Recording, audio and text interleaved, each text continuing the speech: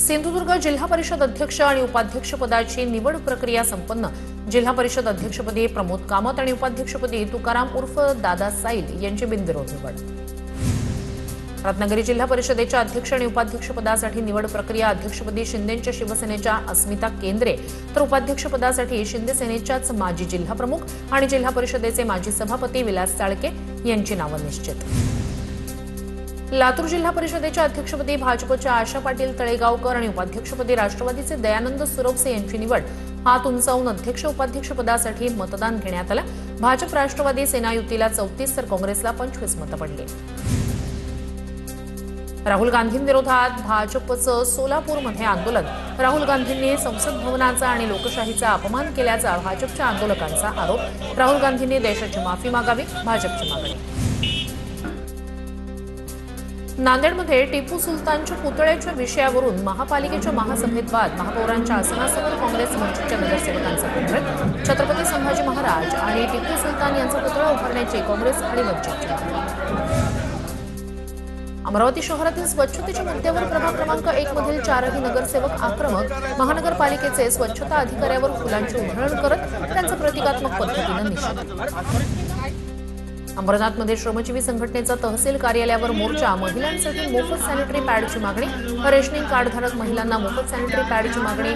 मोर्चात मोठ्या संख्येने महिलांचा सहभाग। भ्रष्टाचाराच्या आरोपावरून चाळीसगावमधील कोदगाव ग्रामस्थांचे रेशन दुकानदाराविरोधात आमरण उपोषण। दुकानदाराचा परवाना कायमस्वरूपी रद्द करण्याची मागणी।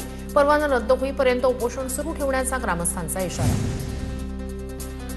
माजी जिल्हा परिषद सदस्य किरण शिंदे यांच्यावरील हल्ल्याच्या निषेधार्थ कुसुंबा गावात कडकडीत बंद। गावातील महिलांनी एकत्र येत माजी जिल्हा परिषद सदस्य संग्राम पाटील यांच्या पुतळ्याचं दहन करत केली जोरदार घोषणाबाजी। छत्रपती संभाजीनगरमध्ये गॅस टंचाईचा फटका लग्न समारंभांना।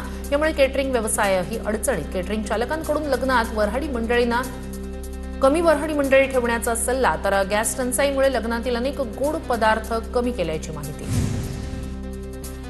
गॅस तुटवड्यामुळे रायगडच्या पालीमधील प्रसिद्ध बल्लाळेश्वर मंदिरात महाप्रसाद बंद करण्याचा निर्णय। व्यावसायिक गॅस तुटवड्याचा परिणाम धार्मिक स्थळांवरही जाणवू लागला। सांगलीत एलपीजी गॅसचा तुटवडा, रिक्षा चालकांना मोठ्या प्रमाणावर फटका। गॅसची दरवाढ आणि रांगांमुळे रिक्षा चालक हैराण। 24 तास सर्व पंप चालू ठेवण्याची ऑटो रिक्षा चालकांची मागणी। व्यावसायिक सिलेंडर बंद असल्यानं तुळजापूरमध्ये अनेक हॉटेल्स बंद होण्याच्या मार्गावर। तुळजापूरमध्ये येणाऱ्या भाविकांना नाश्ता आणि जेवणाची अडचण। चुलीवरील जेवण भाविकांना देण्याचा पर्याय। नाशिकच्या मालेगाव शहरात घरगुती गॅस सिलेंडरसाठी ग्राहकांची गर्दी। शहरात घरगुती गॅस सिलेंडर टंचाईचा परिणाम अधिकच तीव्र। अनेक ठिकाणी 100 ते 200 मीटरपर्यंत ग्राहकांच्या लांबच लांब रांगा। अमरावतीत खासदार बळवंत वानखडे यांच्याकडून गॅस सिलेंडरबाबत रिअॅलिटी चेक। सिलेंडरसाठी रांगेत उभे असलेल्या नागरिकांसोबत बळवंत वानखडे यांचा संवाद। सिलेंडर उपलब्ध आहेत म्हणून भाजपकडून चुकीचं नरेटिव्ह। गॅस दरवाढ आणि टंचाई संदर्भात बारामतीकरांचं शासनाला निवेदन। टंचाईच्या गंभीर प्रश्नाकडे शासनाचं लक्ष वेधण्यासाठी योगेंद्र पवार यांच्या नेतृत्वाखाली प्रांताधिकाऱ्यांना निवेदन। पुण्याच्या मावळमध्ये कोळशाच्या किमतीत किलोमागे तब्बल 10 रुपयांची वाढ। आखाती देशातील युद्धामुळे गॅसचा तुटवडा, यामुळे पर्याय म्हणून लोकांनी कोळशाच्या शेगडीचा वापर केला सुरू। कोळशाची मागणी वाढल्यानं किमतीही वाढल्या। नाशिकमध्ये कोळशाच्या दरात किलोमागे 4 ते 5 रुपयांची वाढ। घरगुती गॅसचा तुटवडा जाणवत असल्यानं नागरिकांकडून कोळशाच्या शेगडीचा वापर। आता कोळशाचे दरही वाढल्यानं नागरिकांमध्ये संताप। गॅसच्या तुटवड्यामुळे रायगडच्या माणगाव एसटी डेपोतील कॅन्टीन बंद होण्याच्या मार्गावर। कॅन्टीनमध्ये फक्त वडापावच मिळणार। गॅसचा तुटवडा असल्यानं कॅन्टीन मालकाचा निर्णय। सिंधुदुर्गमधील काही भागांमध्ये गॅस वितरण खंडित। काही भागांमध्ये सोमवार असल्याने गॅस वितरण बंद, तर काही ठिकाणी चालू। ओरोस जिल्हा मुख्यालयाजवळ असलेल्या गॅस सिलेंडर त्या ठिकाणी नसल्यानं वितरणच बंद। बीडमध्ये भीतीपोटी नागरिकांकडून बुकिंगमध्ये वाढ। 3 पट गॅस बुकिंग वाढलं, मात्र साठा पुरेसा।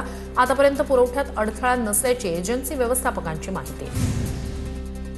बुलढाण्याच्या खामगावातील प्रसिद्ध आनंद भुवनचा आलू वडा आणि सकलीला गॅसचा फटका। गॅसअभावी कोळशाच्या भट्टीवर ग्राहकांची गरज भागवण्याची वेळ। हिंगोलीत गॅस सिलेंडर टंचाईच्या काळातही गोबर गॅसपासून भरघोस गॅस निर्मिती टाकळगव्हाण गावात गायीच्या शेणापासून 24 तास गॅस उपलब्ध. कुटुंबातील तब्बल 25 जणांचा याच गॅसवर बनवला जातो स्वयंपाक. परभणीत मागच्या 27 वर्षापासून गॅस शिवायच चालतेय शिवम चूल. ज्ञानसाधना प्रतिष्ठानचा देशी जुगाड. गॅस टंचाईच्या काळात 9000 जणांचा बनतोय अत्यंत स्वस्तात स्वयंपाक. काडी कचऱ्यावर बनतंय चुलीवरच चविष्ट भोजन. आखाती देशात सुरू असलेल्या युद्धामुळे रायगडमधील कलिंगडांना कवडी मोलदर. दर कमी मिळत असल्यानं शेतकरी चिंतेत. आखाती देशात होणारी कलिंगडाची निर्यात युद्धामुळे ठप्प. अमेरिकेमधील वाढत्या तणावामुळे आंतरराष्ट्रीय व्यापारावर परिणाम. युद्धजन्य परिस्थिती निर्माण झाल्यानंतर वाशिममधील शेतमालाच्या निर्यात बाजारपेठेवर परिणाम. 15 ते 20 रुपयांनी विक्री होणाऱ्या कलिंगडाची 6 ते 7 रुपये दरानं विक्री. आखाती देशात सुरू असलेल्या युद्धामुळे मोठ्या शहरातील झेंडू फुलांची मागणी घटली.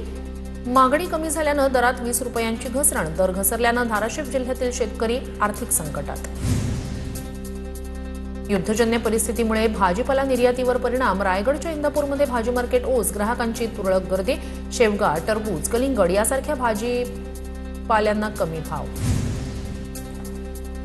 पुण्याच्या भोरमधील शेतकऱ्यांकडून रब्बी हंगामातील पिकं काढणीला सुरुवात. दुपारी उन्हाचा कडाका जाणवत असल्यानं पहाटे आणि संध्याकाळी शेतीच्या कामाला पसंती. रब्बीतील पिकं काढणीला आल्यानं सर्व शेतकरी शेतीच्या कामातच व्यस्त. खेड तालुक्यात शेतकऱ्याच्या शेतातील ज्वारी पिकाची नासधूस. चाकण पोलीस स्थानकात दोघांच्या विरोधात गुन्हा दाखल. खेड तालुक्यातील साबळेवाडी इथली. कोल्हापूर जिल्ह्यात उन्हाची तीव्रता वाढली. इचलकरंजीत थंड पेयांच्या स्टॉलवर नागरिकांची गर्दी. कोल्हापुरात तापमानाचा पारा 36 अंशांवर. वाढलेल्या उष्णतेमुळे इचलकरंजी शहरातील रस्ते दुपारच्या वेळेला ओस. राज्यात उन्हाची प्रखरता दिवसेंदिवस वाढते. याच वातावरणात उन्हापासून बचावासाठी अनेक जण थंड पाण्यासाठी मातीच्या माठांना देत आहेत पसंती. पुण्यात माठांच्या मागणीला प्रतिसाद मिळाल्याचं चित्र. निफाडमध्ये उष्णतेचा चटका. कमाल तापमान 38.3 अंश सेल्सिअसपर्यंत. उष्णतेपासून बचावासाठी रसवंती आणि शीतपेयांच्या दुकानात नागरिकांची गर्दी. नंदुरबारमध्ये तापमानाचा पारा 40 अंश सेल्सिअसवर. तापमान वाढल्यानं पपई लागवडीवर परिणाम. उष्णतेमुळे शेतकऱ्यांची पपई लागवड करताना सावधगिरी. मार्चमध्येच तापमान वाढल्यानं पपई उत्पादक शेतकरी चिंतेत. जळगावच्या पाळधीमध्ये साईबाबा मंदिराच्या निर्माणाधीन भक्त निवासाचा स्लॅब कोसळला. घटनेत 7 कामगार जखमी. स्थानिकांनी तात्काळ घटनास्थळी धाव घेत जखमींना केलं रुग्णालयात दाखल. धुळे महापालिकेच्या मालमत्ता कराच्या शास्तीला 5व्यांदा मुदतवाढ. शहरातील मालमत्ता धारकांकडे तब्बल 100 कोटी रुपयांची थकबाकी. महापालिकेकडून वसुली मोहीम सुरू. पालघरच्या बोईसरमधील तारापूर एमआयडीसी प्रदूषणाच्या विळख्यात. एमआयडीसीमधील अनेक कंपन्यांमधून वायू प्रदूषण होत असल्याच्या तक्रारी. वायू प्रदूषणामुळे परिसरातील नागरिकांमध्ये आरोग्याच्या समस्या. प्रदूषण करणाऱ्या कारखान्यांवर कारवाईची स्थानिकांची मागणी. बुलढाण्याच्या चिखली शहरात अनधिकृत फ्लेक्सचा सुळसुळाट. शहरातील मुख्य चौकांमध्ये आणि रस्त्यावर लावण्यात आलेल्या अनधिकृत फ्लेक्समुळे वाहतुकीला अडथळा. शहराच्या सौंदर्यीकरणाच्या प्रश्नासह अपघातांचंही प्रमाण वाढलं. पिंपळनेर विवाहित अत्याचार प्रकरणी पतीसह मुलीच्या कुटुंबियांविरोधात गुन्हा दाखल.